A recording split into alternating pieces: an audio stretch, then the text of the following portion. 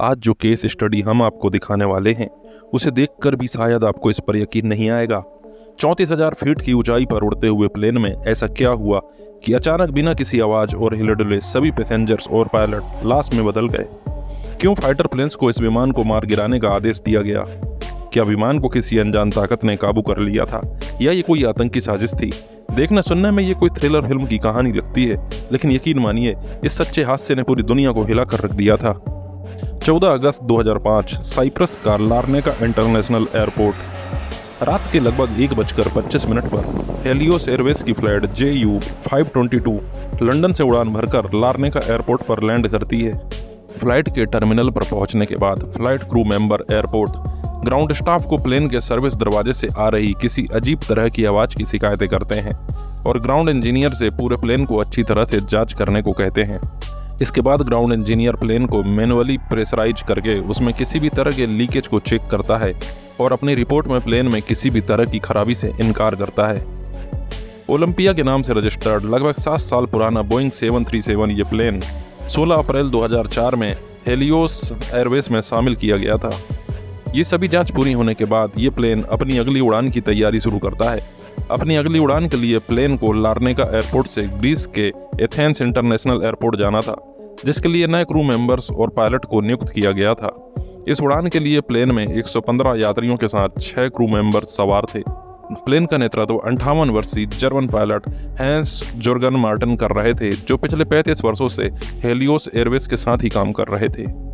Captain hence Jurgen Martin के पास कुल मिलाकर 16,900 घंटों की फ्लाइंग अनुभव था, जिसमें 5500 घंटों का अनुभव इसी तरह के बोइंग 737 प्लेन को उड़ाने का था।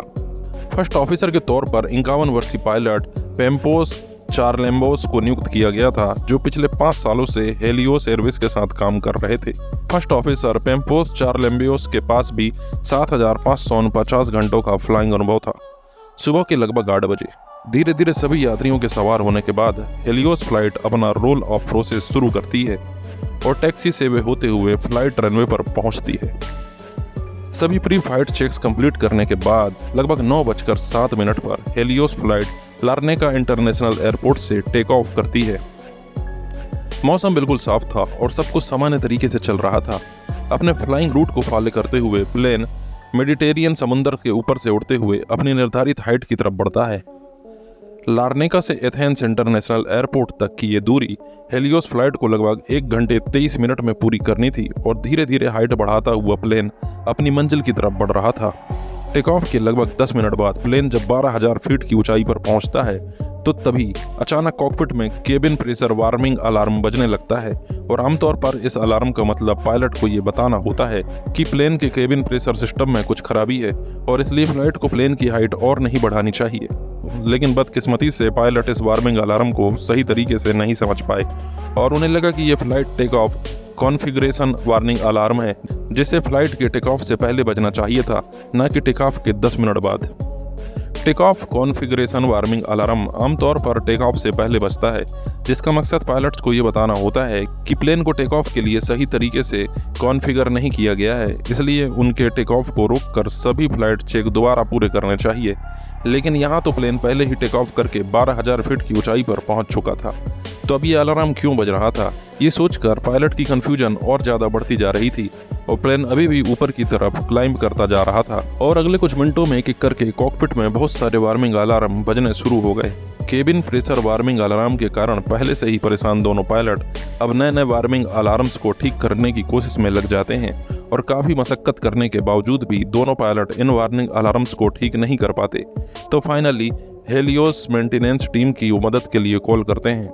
अब तक प्लेन 18,000 फीट की ऊंचाई तक पहुंच चुका था।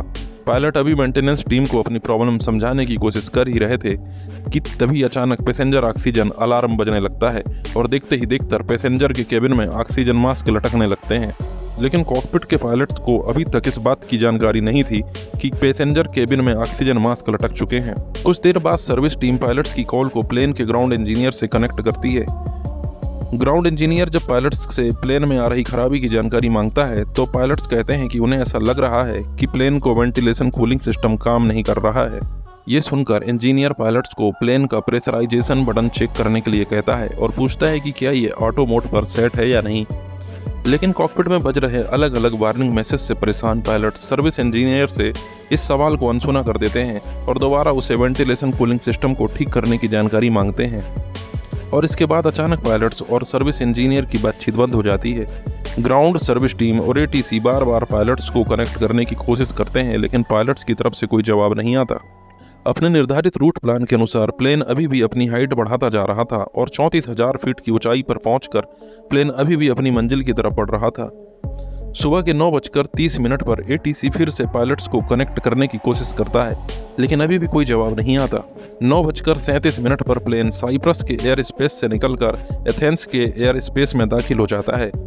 आमतौर पर प्लेन जब एक एयर स्पेस से दूसरे एयर स्पेस में जाता है तो पायलट्स नए एयर स्पेस के एटीसी टावर को कनेक्ट करके इसकी जानकारी देते हैं, लेकिन इस प्लेन के पायलट्स ने एटीसी से किसी तरह का कोई कांटेक्ट नहीं किया।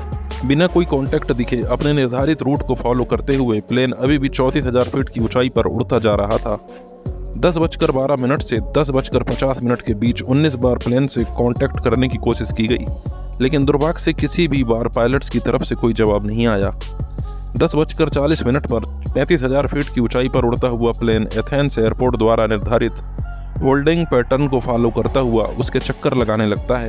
बार बार कोशिश करने के बावजूद भी जब प्लेन के पायलट से कोई कांटेक्ट नहीं होता तो पास के ही हेलेनिक एयरफोर्स स्टेशन से 2 F-16 लड़ाकू जहाज़ों को हेलियोस प्लेन के पास जाकर उसे चेक करने के लिए भेजा जाता है।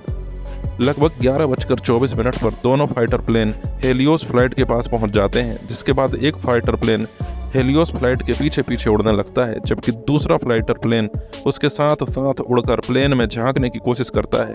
प्लेन में झांकने पर फाइटर पायलट देखता है फर्स्ट ऑफिसर अपनी सीट पर बेसुध पड़ा हुआ है और कैप्टन की सीट खाली पड़ी हुई है। फाइटर पायलट तब थोड़ा और नजदीक आकर पैसेंजर केबिन की खिड़की में देखने की कोशिश करता है। वो देखता है कि सभी पैसेंजर अपनी सीट पर तो हैं, लेकिन किसी भी पैसेंजर में कोई हलचल नहीं हो रही है। पैसेंजर केबिन में ऑक्सीजन मास्क भी लटक रहे थे, लेकिन किसी भी पैसेंजर ने ऑक्सीजन मास्क नहीं पहने थे। तभी अचानक फाइटर पायलट हेलियोस प्लेन के कॉकपिट में बिना मास्क पहने हुए किसी अनजान आदमी को आते हुए देखता है, जो कप्तान की सीट पर जाकर बैठ जाता है। ये देखकर फाइटर पायलट हेलियोस प्लेन के थोड़ा और नज़दीक जाकर उस इंसान का ध्यान अपनी ओर खींचने की कोशिश करता है, लेकिन बेसुधी की हालत में वो अजनबी इंसान पायलट प्लेन की तरफ कोई ध्यान नहीं देता। लगभग 11:50 पर इसी तरह अपने आप उड़ते हुए हेलियोस प्लेन के बाई इंजन से धुआं निकलने लगता है और कुछ देर बाद इंजन के बंद होने के साथ ही प्लेन एक तरफ झुकने लगता है। लगभग 11:54 पर फ्लाइट के कॉकपिट वॉइस रिकॉर्डर में 2 बार मै डे मैसेज रिकॉर्ड होते हैं और लगभग 12 बजे जब प्लेन 71,000 फीट की ऊंचाई पर उड़ रहा था तो तभी बाएं इंजन के साथ साथ दायां इंजन भी फ्यूल खत्म होने के कारण बंद हो जाता है। दोनों इंजन के बंद होते ही प्लेन तेजी से नीचे आने लगता है और 12:04 पर एथेंस एयरपोर्ट से लगभग 40 किलोमीटर दूर ग्राम मेटिको के नज़दीक पहाड़ियों में क्रैश हो जाता है। दुर्भाग्य से प्लेन में सवार सभी लोगों की इस हादसे में मौत हो जाती है। ग्रीस के इतिहास में ये सबसे बड़ी और दर्दनाक हवाई दुर्घटना थी और तुरंत ही इसकी जांच शुरू कर दी गई। जांच के दौरान इन्वेस्टिगेटर को पता चलता है कि अपनी इस दुर्भाग्यपूर्ण फ्लाइट से पहले रात को जब ये प्लेन लंदन से लार्नेका इंटरनेशनल एयरपोर्ट पहुंचा था तो उस फ्लाइट के क्रू मेंबर्स ने प्लेन के राइट साइड में सर्विस डोर में अजीब तरह की आवाज़ और डोर सील के जाम होने की शिकायत ग्राउंड सर्विस स्टाफ से की थी और उनसे कहा था कि प्लेन की अच्छी तरह पूरी जांच की जाए। इस शिकायत के मद्देनजर ग्राउंड इंजीनियर प्लेन को मैनुअली प्रेशराइज करके किसी भी संभावित लीक की जांच करता है। ये जांच करने के लिए इंजीनियर प्लेन के प्रेशराइजेशन बटन को ऑटो मोड से मैनुअल मोड में सेट करता है और प्लेन के एपीयू पावर की मदद से प्लेन में हवा का दबाव बनाता है ताकि किसी भी तरह की लीकेज का पता लगाया जा सके। प्रेशराइजेशन जांच पूरी होने के बाद प्लेन के प्रेशराइजेशन बटन को दोबारा मैनुअल मोड से हटाकर ऑटो मोड में सेट करना होता है, लेकिन दुर्भाग्य से इंजीनियर प्रेशराइजेशन बटन को ऑटो मोड में सेट करना भूल जाता है। आमतौर पर इसी ऑटो मोड के कारण कोई भी प्लेन जब ऊंचाई पर जाता है और केबिन में हवा का दबाव कम हो जाता है तो ये बटन ऑटोमेटिक तरीके से प्लेन के केबिन में हवा का दबाव बनाए रखता है ताकि प्लेन में सवार सभी पैसेंजर्स और क्रू मेंबर्स आराम से सांस ले सकें। और अगर किसी कारण से ये बटन मैनुअल मोड पर सेट होता है तो पायलट्स की जिम्मेदारी होती है कि प्लेन में हवा का दबाव मैनुअल तरीके से बनाए रखें।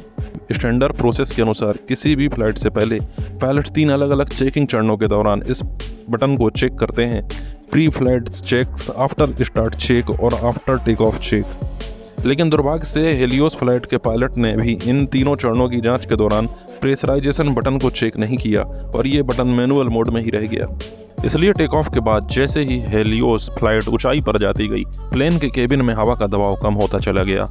प्लेन में हवा का दबाव कम होते ही प्लेन के कंप्यूटर ने कॉकपिट में केबिन प्रेशर वार्निंग मैसेज देना शुरू कर दिया था। लेकिन दुर्भाग्य से यहाँ भी पायलट्स इस वार्निंग को अच्छी तरह से नहीं समझ पाए और उन्हें लगा कि टेक ऑफ कॉन्फ़िगरेशन एरर की वार्निंग मैसेज है। केबिन प्रेशर वार्निंग मैसेज और take off configuration warning message एक जैसे ही सुनाई देते हैं और इसलिए शायद पायलट्स कंफ्यूज हो गए। और जैसे जैसे प्लेन ऊपर जा रहा था, बिना किसी भी जानकारी के प्लेन में हवा का दबाव कम होता जा रहा था। और जब प्लेन में हवा का दबाव खतरे के निशान को पार कर गया तो पैसेंजर केबिन में ऑटोमेटिक तरीके से ऑक्सीजन मास्क लटकने लगे, जिसके कारण कॉकपिट में भी मास्टर वार्निंग अलार्म बजने लगा। और चूंकि कॉकपिट में ऑक्सीजन मास्क ऑटोमेटिकली नहीं लटके थे, इसलिए पायलट्स को पता ही नहीं चल पाया कि प्लेन में हवा का दबाव कम हो चुका है और पैसेंजर केबिन में ऑक्सीजन मास्क लटक चुके हैं। और धीरे धीरे प्लेन में ऑक्सीजन कम होने के कारण पैसेंजर्स और केबिन क्रू मेंबर्स के साथ साथ पायलट भी बेसुधी की हालत में जाते जा रहे थे। ऐसी हालत में जब ऑक्सीजन धीरे धीरे कम होती है तो शरीर को पता ही नहीं चलता कि कब दिमाग सुन्न हो जाता है और इंसान बेसुध होकर मौत के मुंह में समा जाता है। इसी कारण से जब ग्राउंड इंजीनियर रेडियो पर पायलट्स से प्रेशराइजेशन बटन को चेक करने के लिए कहता है तो बेसुधी के कारण पायलट उसे समझ नहीं पाते और धीरे धीरे फर्स्ट ऑफिसर अपनी सीट पर ही बेहोश हो जाता है। उसी वक्त कप्तान कॉकपिट की पिछली तरफ इलेक्ट्रिक सर्किट को चेक करने की कोशिश कर रहा था, इसलिए वो वही बेहोश हो जाता है। इसी कारण से F-16 फाइटर पायलट्स को कप्तान अपने सीट पर दिखाई नहीं देते। कॉकपिट वॉइस रिकॉर्डर की जांच के बाद इन्वेस्टिगेटर ने पाया कि वो अजनबी इंसान जिसे फाइटर पायलट्स ने कॉकपिट में आते हुए देखा था, फ्लाइट्स अटेंडेंट्स एंड्रियास पी थे, जो एक पोर्टेबल ऑक्सीजन सिलेंडर की मदद से कुछ देर तक होश में थे। इसी तरह प्लेन को कंट्रोल करके क्रैश होने से बचाने की कोशिश कर रहे थे। अगर हम बोइंग 737 प्लेन की बात करें तो जब भी प्लेन में ऑक्सीजन का दबाव कम होता है तो प्लेन में लगी केमिकल यूनिट से ऑक्सीजन मास्क के द्वारा पैसेंजर केबिन और कॉकपिट में ऑक्सीजन सप्लाई की जाती है। ये ऑक्सीजन सप्लाई लगभग 12 मिनट के लिए पर्याप्त होती है ताकि पायलट प्लेन की हाइट कम करके उसे 10,000 फीट तक ला सकें। इस ऊंचाई पर बिना ऑक्सीजन मास्क के भी पैसेंजर और केबिन क्रू आसानी से सांस ले सकते हैं। लेकिन दुर्भाग्य से हेलियोस फ्लाइट के पायलट को प्लेन में कम हुए दबाव का पता ही नहीं चल पाया और पैसेंजर्स के साथ साथ केबिन क्रू और पायलट्स हवा में ही खामोशी के साथ मौत के मुंह में समा गए। चूंकि प्लेन ऑटो पायलट मोड में उड़ रहा था, इसलिए जब तक प्लेन में फ्यूल खत्म नहीं हुआ वो अपने आप उड़ता रहा और अंत में फ्यूल खत्म होने के बाद क्रैश हो गया। इस दुर्घटना के लगभग एक साल बाद 31 अक्टूबर 2006 को हेलियोस एयरवेज ने अपनी सभी फ्लाइट्स को बंद कर दिया। मार्च 2011 में अमेरिका फेडरल एविएशन ने सभी बोइंग 737 एयरक्राफ्ट में 2 एडिशनल वार्निंग लाइट्स लगाए जाने के निर्देश दिए ताकि पायलट्स को केबिन प्रेशराइजेशन और टेक ऑफ कॉन्फ़िगरेशन वार्निंग का सही से पता चल सके। एविएशन दुनिया में ये बहुत ही महत्वपूर्ण बदलाव दिए जिन्होंने हवाई यात्रा को और भी सुरक्षित बना दिया। लेकिन दुर्भाग्य से हेलियोस एयरलाइंस फ्लाइट 522 के यात्रियों और क्रू मेंबर्स को इन बदलाव की कीमत अपनी जान देकर चुकानी पड़ी। अपनी पूरी टीम और व्यूअर्स के माध्यम से हम इस हादसे में जान गंवाने वाले लोगों की आत्मा की शांति के लिए प्रार्थना करते हैं। उम्मीद करते हैं वीडियो आपको अच्छा लगा होगा। वीडियो पसंद आया है तो वीडियो को लाइक करिए। चैनल में पहली बार आए हैं तो चैनल को सब्सक्राइब करिए।